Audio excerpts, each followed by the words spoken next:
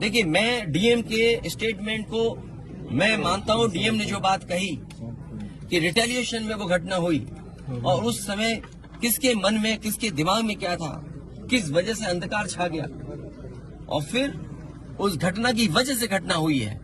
और घटना वो भी गलत है, घटना ये भी गलत है।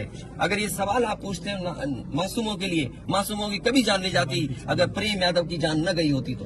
प्रेम यादव की जान नहीं जाती तो किसी मासूम किसी की जान नहीं जाती।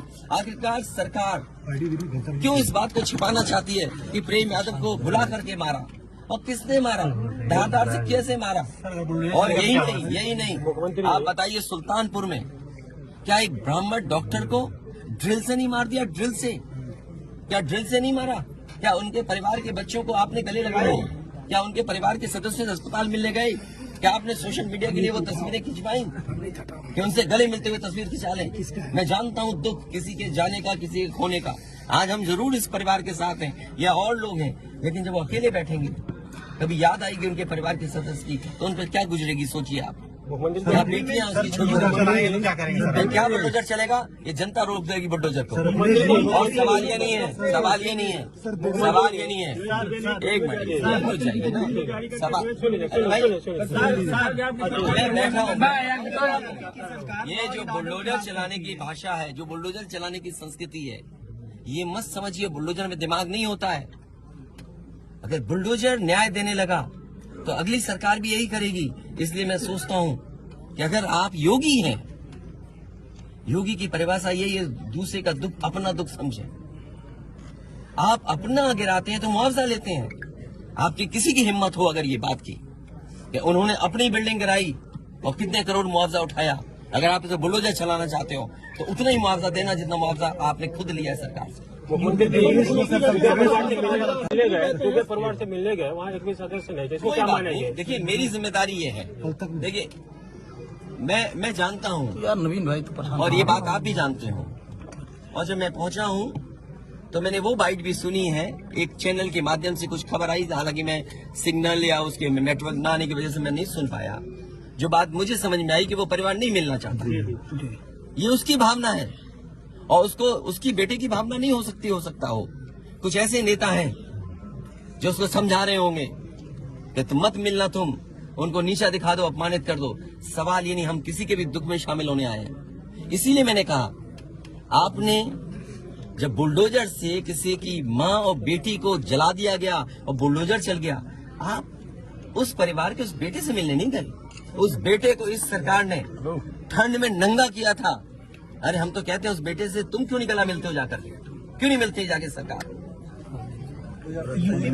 मैं आर्थिक सहायता इस परिवार की भी, और अगर वो परिवार कहेगा तो मैं उस परिवार की भी मदद करूंगा। अच्छा, ये क्या है सबके साथ? अच्छा, ये बेटा क्या करेगा? अच्छा ये बताइए, गाड़ी उठा ले गए, ये परिवार चाहता था कि हमें चाय पिला दे, हम इसके घर आए। आप बताइए, चीनी, चाय की पत्ती से लेकर कोई सामान नहीं ला सकते, पानी नहीं ला सकते। अरे किस बात के लिए सुरक्षा है? सुरक्षा तो इस बात की, इनकी जान की सुरक्षा होनी है। अगर इनको कोई जरूरत है तो सुरक्षित होकर के जाएं बाजार और सुरक्षित होकर के बाजार से लौट के आ जाएं। ये इसका मतलब सुरक्षा है। सुरक्षा का मतलब ये थोड़ी कि घर को, परिवार को कैद कर दो, गाड़ी उठा ले जाओ, यहाँ से सामान ले जाओ। देखो, मध्य प्रदेश का भी मत पूछो, मैं आपसे कह रहा हूँ नहीं, कोई आर्थिक सहायता नहीं। ये परिवार अगर पढ़ेगा लिखेगा, जो पढ़ाई करना चाहेगा, जो मदद कहेगा मैं करूंगा। इस परिवार की हम मदद करेंगे और मैं सरकार से कहूंगा कि अगर वो सरकार मदद करती है तो दोनों परिवार की मदद करें। सर, जो इंडिया गठबंधन मध्य प्रदेश सरकार की तरफ से ये कहा जा रहा है कि न्याय हो रहा है, मगर यहाँ साफ साफ दिख रहा है जातिवाद हो रहा है। इसको किस तरीके से देखते हैं? इसीलिए मैंने कहा, देखिए योगी की सबसे बड़ी परिभाषा यही है, जो दूसरे का दुख अपना दुख समझे। मुख्यमंत्री जी को किसी के साथ भेदभाव नहीं करना चाहिए अगर वो मुख्यमंत्री उत्तर प्रदेश के हैं, और किसी भी घटना से राजनीतिक लाभ नहीं लेना चाहिए। अगर इस सरकार ने न्याय दिया होता, न्याय पहले दिन से देना शुरू किया होता, तो शायद हम लोगों पे भी दबाव नहीं बनता कि हम आते हो घर परिवार के लोगों से मिलते आकर। सर, कांग्रेस के लोग कह रहे हैं कि आप बीजेपी को फायदा पहुंचाना चाहते हैं। देखिए सुनिए, ये बात भी कांग्रेस के मुंह से अच्छी नहीं लगती। सर यूपी में बदला लेंगे उसका। नहीं बदला की बात मत करो।